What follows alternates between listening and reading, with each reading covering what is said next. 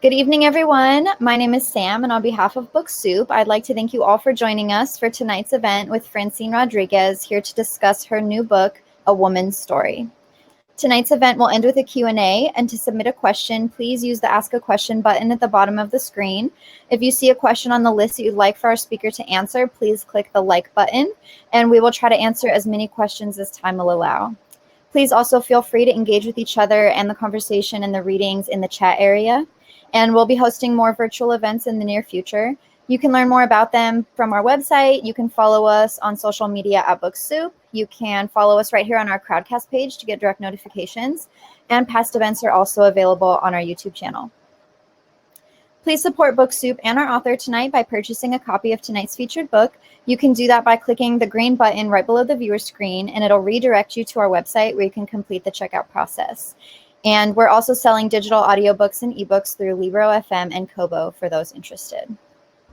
We're also open for in-store browsing, so if you're local to Los Angeles, please come by and say hi from 10 a.m. to 7 p.m. daily, and we would love to see you. And also note that masks are required again. And with that said, let me introduce our guest for this evening. Francine Rodriguez grew up in and around downtown Los Angeles and later worked as a civil rights and equal employment opportunity investigator in the federal sector. She has worked in the fields of law and psychology for over 30 years, and her experiences in these fields inform her writing. She has published 2 previous novels, A Fortunate Accident and A Woman Like Me.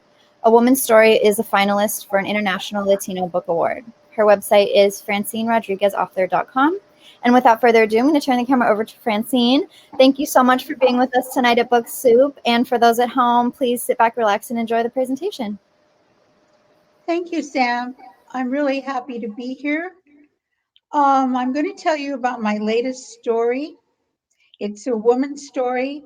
It's an anthology of 9 short stories about Latinas living in contemporary Los Angeles.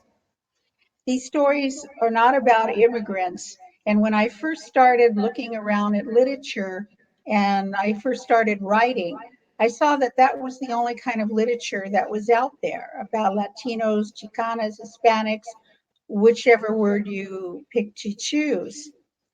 I didn't want to write about that. I had some stories in mind based on stories that were told to me by women that I worked with in the fields of law and psychology over the years. I wanted to tell these stories because I think these women have been overlooked, and I wanted to give them a space and a place for their stories to be heard. So I kept these stories in my mind, and I figured at one point in time I would write them all down. So after I wrote these stories, I showed them to some of my friends, and they said, well, these stories are too dark, they're too edgy, they're too sad, you should write something else. But I finished up what I was writing, and I then took the stories to publishers, and they sort of told me the same thing. They said, well, maybe you should write about another ethnicity, or maybe you should write under a different name. They didn't have much success with publishing stories about Latinos or Hispanics or Chicanos or any other word, as I said, you may want to use. But I still was determined to get these stories out there. So I started submitting to literary journals. And I got some feedback right away on one of the stories, which is entitled Smiley and Laughing Girl.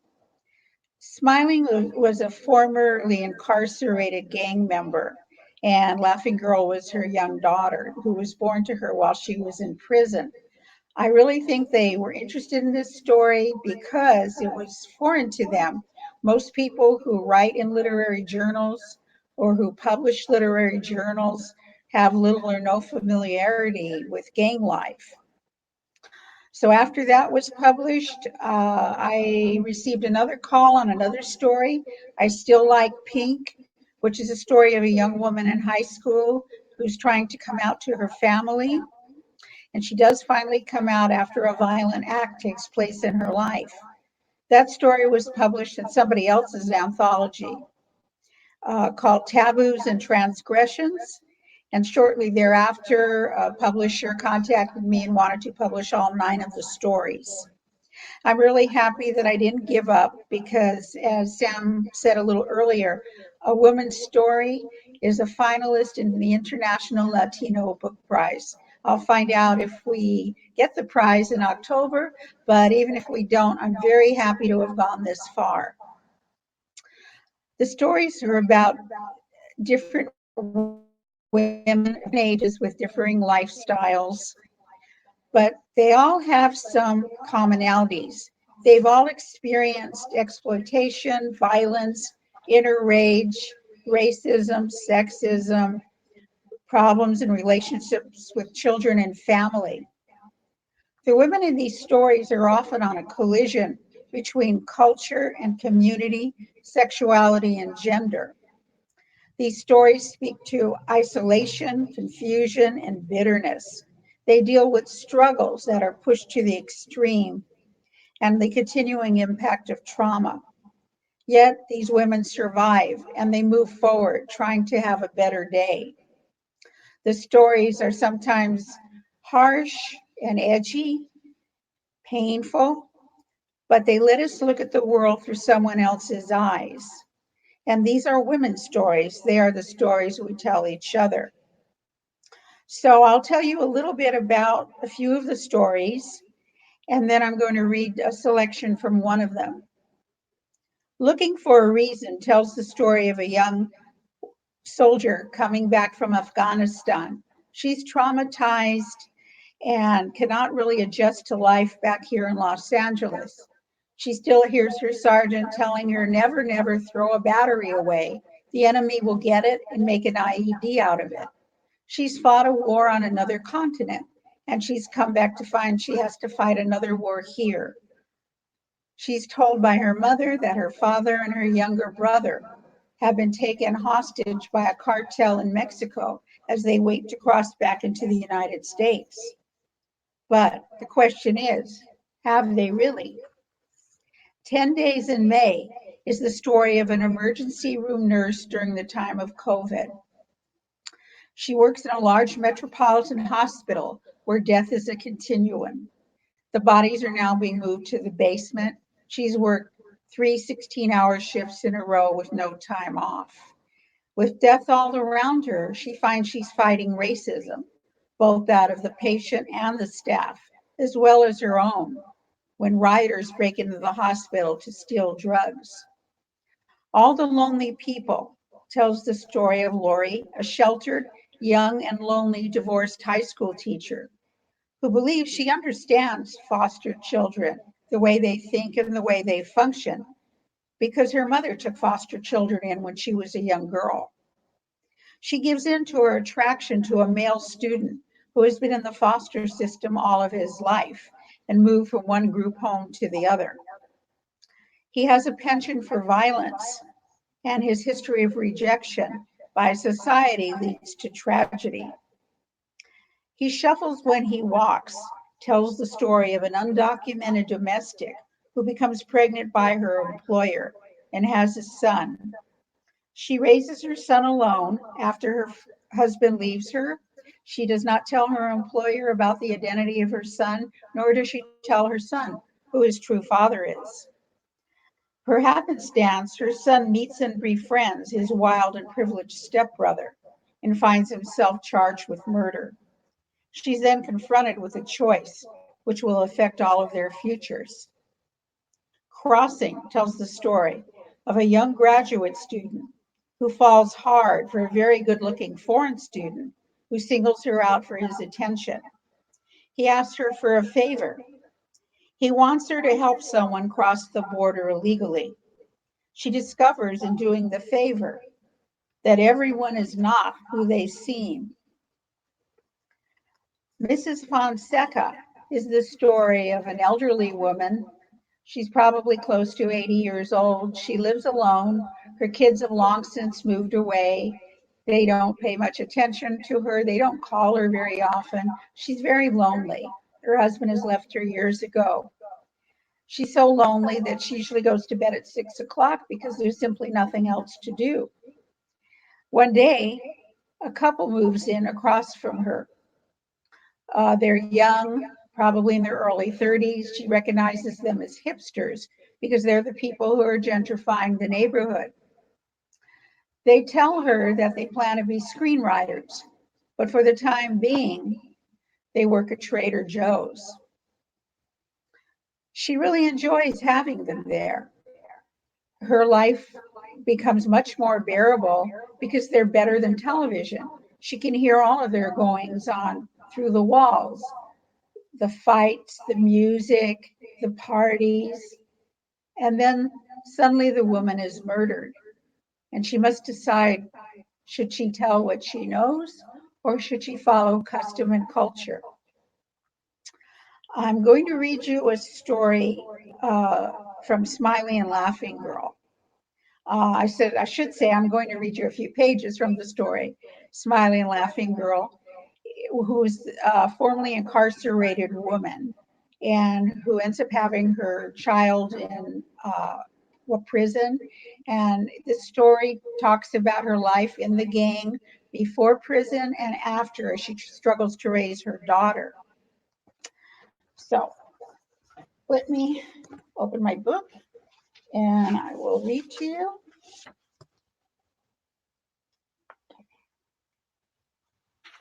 So we're at the point in the story where she's helped her boyfriend, who is the leader of one of the notorious LA street gangs, kill somebody, a rival gang member, and they're in the car driving away. He reached across me and opened the car door. Don't forget, he pointed to the gun. I stumbled out of the car and ran into the apartment, which had another notice to pay rent or quit taped to the door. I tore it off and threw it on the table. Then I went into the tiny room that I claimed as a bedroom and stuck the gun in the bottom drawer under my bras and panties. There weren't enough to cover it, so I threw some clothes from another drawer on top. Over the next few weeks, everybody spread the word about how they found Big Blue dead and they were looking for suspects. So far, nobody was talking, and I did what Chavo said and stayed away from him. The sheriff even knocked on our door one day, but I didn't open it. I think they were going around the neighborhood trying to get information. Hiding the gun in the house seemed like a stupid idea. I couldn't sleep one night because I kept seeing the cops busting in and finding the gun. I understood why Chavo didn't want to get locked up again. I turned over and over in my bed until it started to get light. Then, while everybody was still sleeping, I got up and put the gun in my backpack. I walked all the way to Echo Park and then slowly around the lake. I walked by the usual homeless winos sleeping on the benches and thought about throwing the gun as far as I could toward the center, imagining in my mind it hitting the water, splashing the mud hens hanging around the utility fountain. But in the end, I couldn't get rid of it. I heard that one time they dredged the lake looking for bodies they thought were dumped there. But all they found were a bunch of rusted weapons and empty bottles. Well, they wouldn't find this one if they ever dredged it again. After a while, people stopped talking so much about Chavo, but I was still scared they'd find out I was there when he shot the guy. I could still feel the dead man's heavy body pinning me down on the mattress and the wet, sticky blood on my stomach and legs. I heard they questioned everybody he hung out with, but they never came back to me. Later, they said Chavo went back to jail because he violated his probation. I know he was locked up until last year for something else. They never found the gun he used, and of course, nobody talked. That's how it goes here. I told myself I'd never be that stupid again. I never let some guy use me like Chavo did. But with Chavo gone, I was kind of lost. I missed the attention. Even it was only lying in his bed and watching TV after we had sex. That was some kind of love, I thought. I wanted to get back to selling dope, but I knew I had to stay away from 18th Street. So I started hitting the parties and hanging out with some other homies from the avenues. It didn't take long until I found out I was pregnant. I really didn't know who the father was. Most of the time I was high on the coke and weed we use when we party. If you hung out with these homies, you were expected to give it up whenever they wanted it. So I did. I was high all the time, so I never thought about how I told myself I'd never let a man use me again. Then I had some bad luck. When I was 7 months pregnant, with my big stomach popping out over the top of my sweatpants, I sold some smack to an underage white girl and her friends outside her middle school. She ended up overdosing because it wasn't cut enough, and her friends were able to identify me to the cops. Everybody remembers a pregnant drug dealer with stringy hair and dirty clothes, even a bunch of 14-year-olds high out of their minds. But before they even picked me up, I sold some coke to an undercover cop. I could have sworn he was a dirty street biker. So there you go. I got sent up again. My surrender date was 5 days after Laughing Girl was born. I called her Laughing Girl because she came out smiling and smiled up at me the whole time until they took her away. On the day after she was born, a woman came into my room and said she was from Children's Services. She let me hold my baby one last time before she took her. She told me Laughing Girl was going into foster care. I cried nonstop the next few days until I checked in to CIW for my second round. I knew better than to go in looking like a weak sister. By the time I got out on parole, Laughing Girl didn't even know me. I heard her foster mother cry because she was praying I'd never get out and try to take her back. Laughing Girl cried too. She wanted her foster mom, and I wasn't her. I guess we all cried together. When I got out, I figured I'd spent enough time in my life paying for my stupid mistakes, and I stopped hanging out with anybody from 18th Street or the avenues. I moved back with my mother, and I'm still here. I heard Chavo did a long stretch and then was paroled. His mother called every once in a while and checked in. Funny thing, she likes me now that Chavo and I aren't together. I think she wishes Laughing Girl was his kid because she doesn't have any grandchildren. So here I am now, a few more bad relationships and two more kids to raise by myself. And Laughing Girl looks like she wants to follow in my footsteps.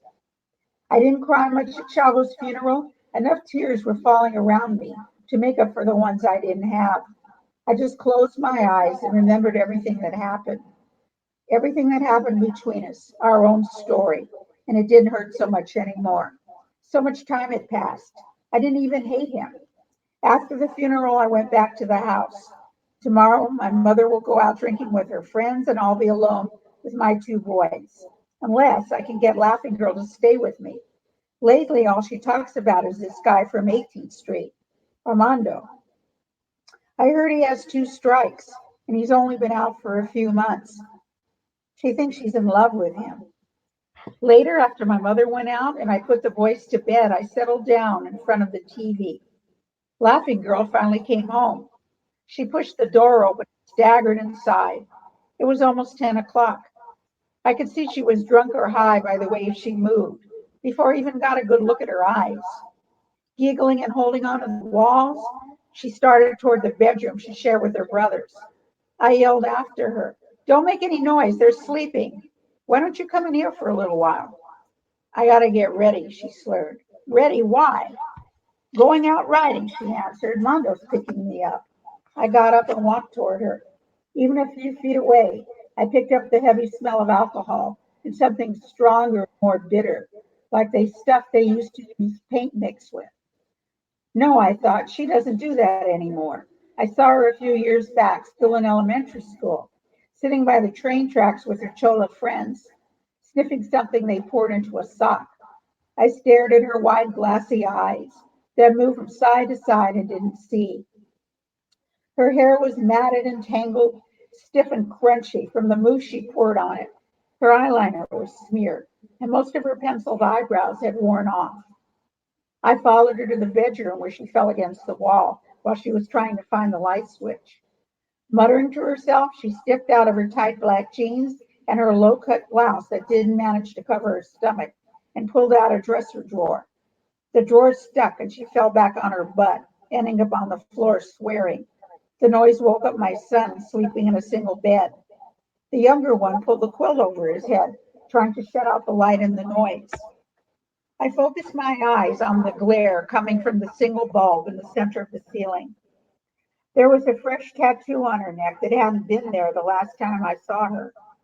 I recognized the sign right away, and something else, a hickey, large and red, covering the space on her jawline. Bakey looked fresh. She hadn't been home in a couple of days. Where have you been? Shava's back in the funeral had kept me busy the last 2 days. I hadn't seen her. But I couldn't kid myself. She didn't come home some nights anyway. Answer me, where are you at night? Laughing Girl zipped up another pair of jeans and gave me a dirty look. I told you before, I'm with my friends. You're staying with Armando, aren't you? He's too old for you. He's just going to get you in trouble. The words sounded so familiar as I said them. She glared at me. You don't know him. He loves me. He doesn't love you. He's just using you because you're young and stupid. Laughing Girl whirled around and picked up her hand, bringing it toward my face. I stepped back, shocked. She dropped her hand. Just leave me alone, okay? I hate it here, you and those dirty brats. She brought her hands to her sides and walked into the living room. I need some money. Give me some money. I don't have any money. I can barely pay their rent, I told her. You can get yourself a little job. Fuck no, she yelled. I'm so glad I have Mondo. He said he'll give me anything I need not to go back here. Tomorrow I'm taking my stuff and moving in with him. You go ahead and do it, I yelled back. I'll report him to the cops. You're underage and I'll tell them on you too. You better not call anybody. Mondo's friends will come after you and your other damn kids. Grandma too. We stood there looking at each other. Look, please, don't go out. Just stay here, I heard my voice begging her. You can't make me stay. I hate it here. I hate you. She slammed the door as hard as she could, making the walls shake, and then it was silent, except for the low hum of the TV. I sat down on the couch and stared at the wall. There would probably be quite a few Mondos in her life before she figured it out, if she ever did. But right now, there was only this one, and I wanted him gone.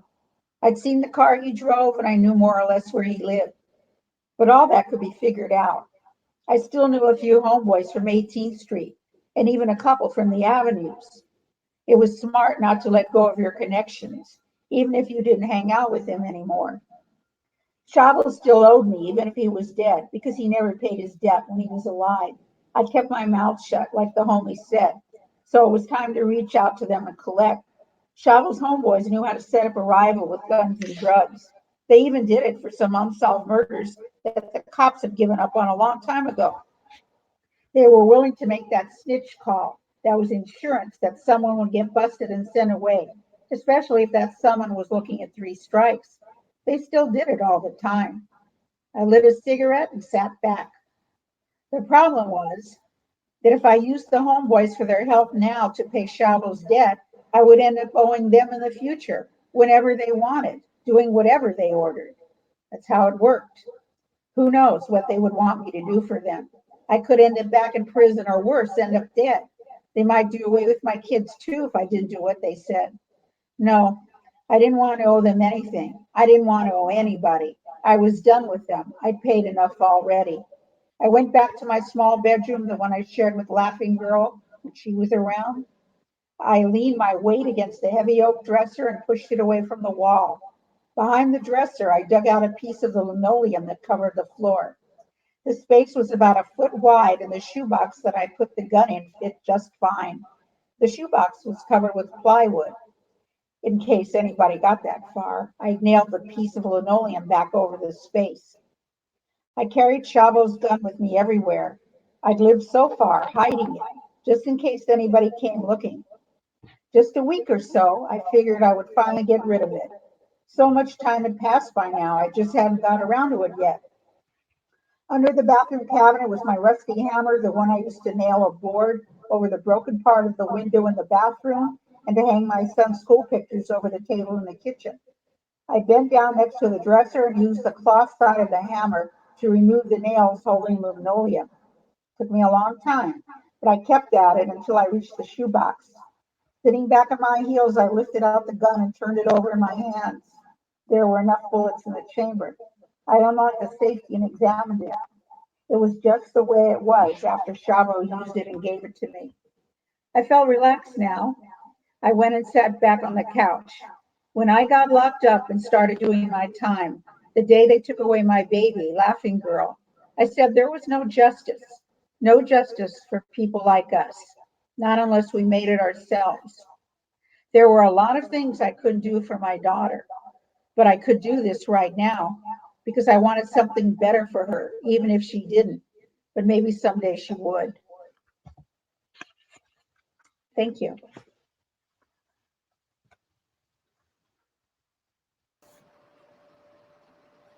That was great. Thank you. Do you want to move into some questions? Sure. Okay. I'll come back on for this. Okay. Hi, everyone. Thank you for reading that. That was wonderful. So I have some questions here for you. One was, were there any stories in this collection that were especially challenging or difficult for you to write? Oh, all were, to be honest. I had to step back into the shoes of the woman I was writing about and identify enough so I could think of how she would react in a certain situation. Mhm. For some reason, Smiley and Laughing Girl was the easiest story I wrote. Maybe because I had so many clients involved with gang life, it just sort of wrote itself. Mhm. Some of the stories that were more difficult were the soldier story, the one coming back from Afghanistan. I had to talk to a couple of people to kind of put together all of the dialogue for it. Um, Also, people that had been kidnapped while they tried to come across the border so that it would be as close to reality as possible. And one story that I had about a very wealthy politician's wife was a little difficult to write. I had to actually interview a friend of mine who is in that position because I really didn't identify that well with everything that I wanted to write about. Mhm. So, yeah, the stories in their own right, some were easier, but I try to make sure that they were as authentic as possible. Mhm. Great. And another one, did you tell these stories as truthfully as possible while you were writing them, or did you embellish anything for fictional purposes? I tried to stay close to the truth. I did have to change some things because obviously people don't want their identities Mhm. exposed, especially if it could be a precarious situation. Yeah. So I may have substituted certain gang names and, of course, names of the parties and the stories. Um, but overall, they were inspired totally by the truth. I was curious, if your stories alternate between first person or third person or second person, or do you stick to first person throughout the They book? do alternate. They Yeah. do alternate. Or the Some were favorite? easier, as I said, to tell in first person. And the ones that were a little more difficult, I think I actually used a third person to tell them. That's interesting. Did you have a preference, like a favorite one that you like? Oh, um, I think my favorite was the undocumented domestic worker who has a child by her employer, and how much hope and positivity she has for him until, ironically, he meets his half brother and enters a life of crime. Mm-hmm. I really think that moved me quite a bit. And also Mrs. Fonseca, the story of the older woman who's living alone and who becomes involved with her neighbors. I think those two maybe were a little closer to home in some regards. Mm. I commend you for pushing to get these women's stories told because it's important, especially if, those who may not have a voice. I was wondering if you could speak more on why it was important to you to get these stories published. I think because there was so much pushback. I had everybody, family and friends, telling me nobody, and I'm being very candid, wants to read about women like this. And particularly, it's almost a racial bias that's predisposed. When I started looking at literature that was out there, when I first started writing, I didn't see anything that reflected Latinas, but forget that. I didn't see anything that reflected Latinos, Chicanos, Hispanics. The Mm-hmm. only thing that I saw repeatedly was an immigrant story, immigrants coming to the United States. That seemed to be the only thing that publishers were interested in putting out there. Mm-hmm. As I said, when I talked to several publishers, they would say, well, the writing's good, but maybe you want to write about another ethnicity, or maybe you want to use a different name when you publish. So what are you telling me? And it became more important to me that I get these stories out there, even if it took me maybe a little longer and a lot more hair pulling to get them out there. I think that there will be a market for literature if you make it available and introduce it to people. But if you don't, there's no way anybody's ever going to seek it out or even know it exists. I Mm-hmm. just looked today, in fact, on, I guess it's a California author's website, and I thought it was ironic because the only stories about East LA were written by uh, a white man who lives on the west side. And I'm sure he has a take on it. I'm sure he did some research, his homework, but I thought it would be a lot nicer and more authentic to publish something from somebody who actually lived there and experienced it. Absolutely. And that's a problem. And I don't really know how you overcome that except by just keep writing and hope that people read and are more curious and want to seek out other literature along those lines. Mm-hmm. Mm-hmm. Yeah, I was thinking about how you said how people were telling you that people wouldn't want to read these stories because they might not be the happiest story, which is Right. interesting because sometimes I see people say that when it comes to marginalized identities, that people can get stuck on the struggle story of Uh-huh. those people, whether it's LGBT, people of color, women of any identity.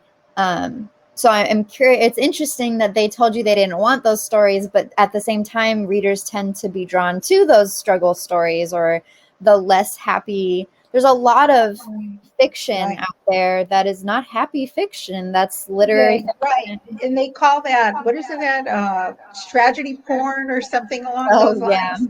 I've heard that.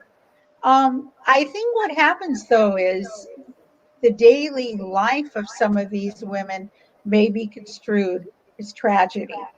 Mm-hmm. And I think people there, when they state that, they're showing that they're totally unaware of other people's lifestyles in Mm-hmm. comparison to their own. Mm-hmm. In fact, my own publisher was somewhat shocked. One of the stories is kind of brutal. It's about a young woman trying to raise her child in absolute poverty, but there are many factors that interject with that. But I think she was very surprised that life goes on that way, but it does. Yeah. And I don't know. I think it gives somebody an opportunity to expand their horizons and learn about others. Yeah. Absolutely.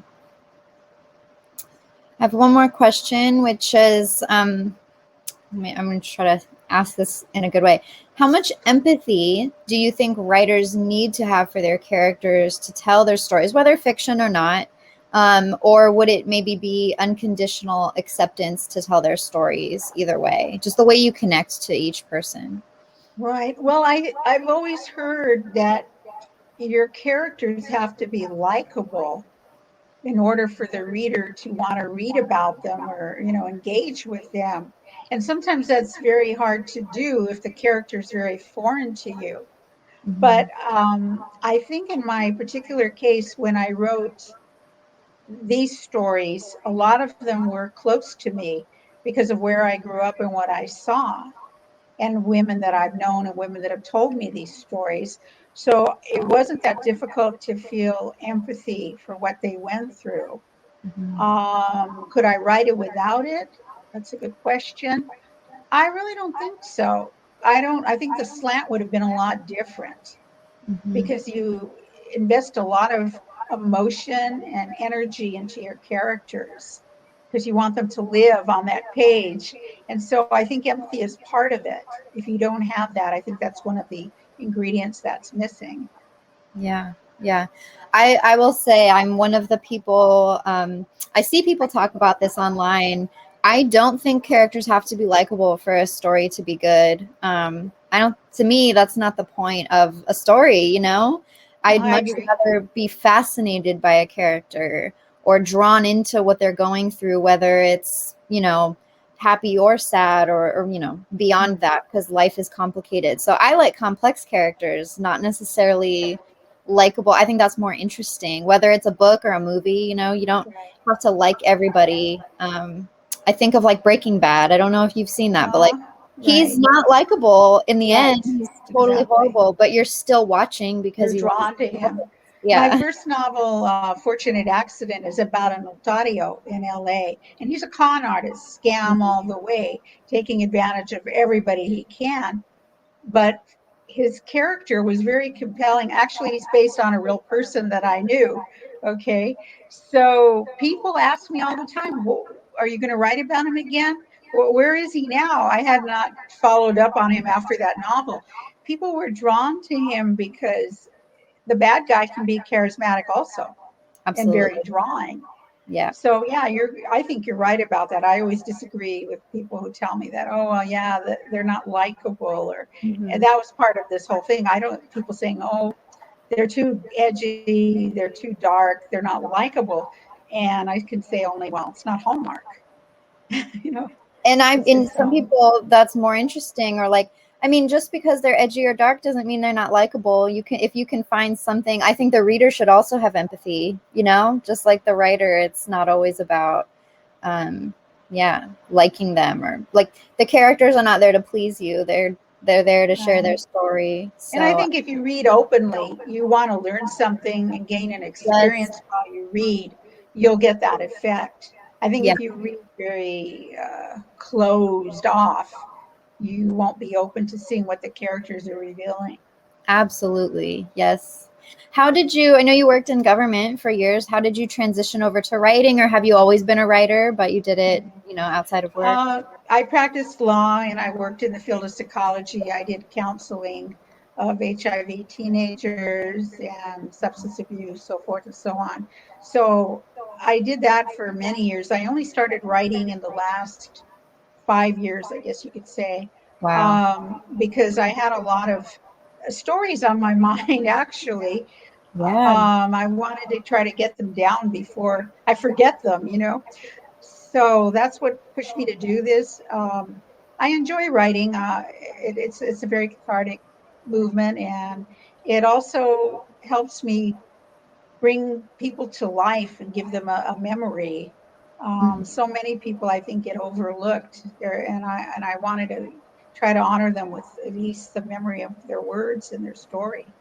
Yeah. I think that's wonderful. I can only imagine how many people you've worked with and met, and that can be hard. You know, I think about like law enforcement, you know, like how police go through trauma. Right. But a lot of people who do social work, that's maybe, you know, I don't want to say more or compare it, but I think it's overlooked maybe because it's not as in your face or violent directly, but it's a lot to carry what people go through. And it's so, Right. All those stories are, that's why they're there. yeah, And one story is worse than the next. You know, a lot of them are very horrific. They're almost unbelievable. And yeah. so, yeah, I think they definitely mark you and give Hmm. you a maybe a slanted view on the human condition sometimes. Yeah, I could see that. So I think writing helps me, you know, as I say, relieve some of that. Hmm. Do you have any further ideas to work on another book or tell more of these kinds of stories? Actually, I have some other short stories that I've put together. I'm still working on that. It's called Dark Los Angeles, Mm. and they're kind of noir. And I'm also working on a book that kind of stopped me in my tracks.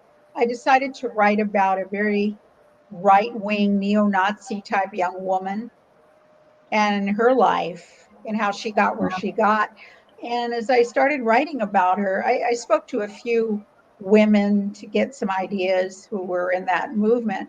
But as I said, I started to realize how similar they were to the women in the gangs, the young women in the gangs. They had some of the same similarities, looking for that acceptance, looking for that love, for that place of belonging. And I was really struck by that. I had never thought about it that way before. And you know, as I say, Smiley could also be this other character that I'm working on. You know, as much as they are diametrically opposed to each other racially, Right. they are very similar to each other in personality. Wow. So that's what I'm thinking of now. Probably the next book will be the stories that I put together, Dark Los Angeles. They're not all women's stories; they're men's stories, but they're all very pretty dark, I would say. Mm. And I guess I'm kind of stuck on that side.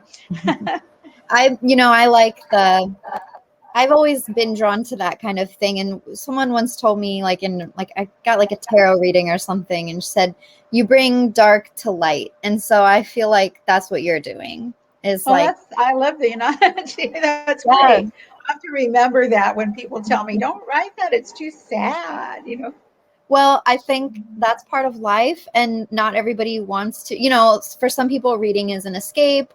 Not everyone wants to be confronted with all of the parts of humanity, but somebody has to do it because we can't live, in a bubble of thinking everything's perfect, because we're all here experiencing light and dark all the time together simultaneously. So Right. I think it's And I great. think the important thing is these women preserve, you know, they keep forward, they keep marching forward, and they're forward thinking in their own realm, and they're Mhm. trying to solve their problems the best way they can. And I'll tell you, Smiley ended up back in prison because she did do what she intended to do. But Mhm. that was the way she saw her world. And as she said, justice was not available unless you made it yourself, her Mhm. own solution. Yeah. Maybe not the best solution possible, but she definitely saw a purpose and tried to save her daughter's life, you know, the way she knew how.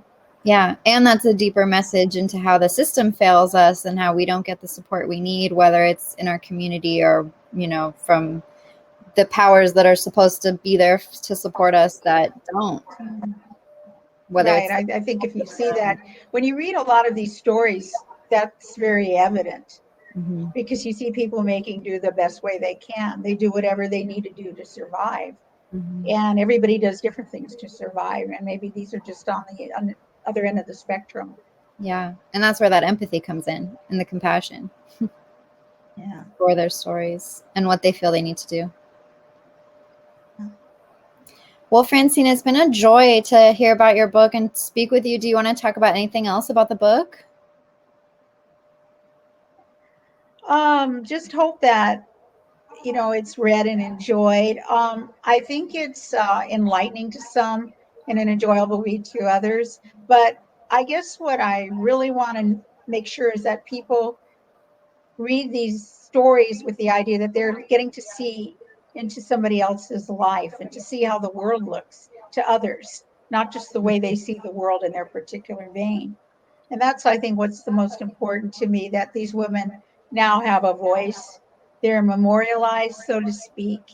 And hopefully there's a lesson learned by the reading. Yeah, absolutely. Well, everyone, if you'd like to please get a copy of A Woman's Story, again, you can do that by clicking the green button right below the screen.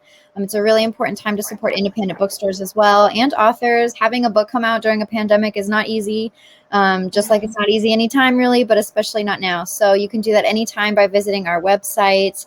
And thank you so much for being with us tonight. And thank you so much, Francine, for joining us at Book Soup. And congratulations. Thank you. Thank you. You have a good evening, everybody. Good Bye bye. night. Bye.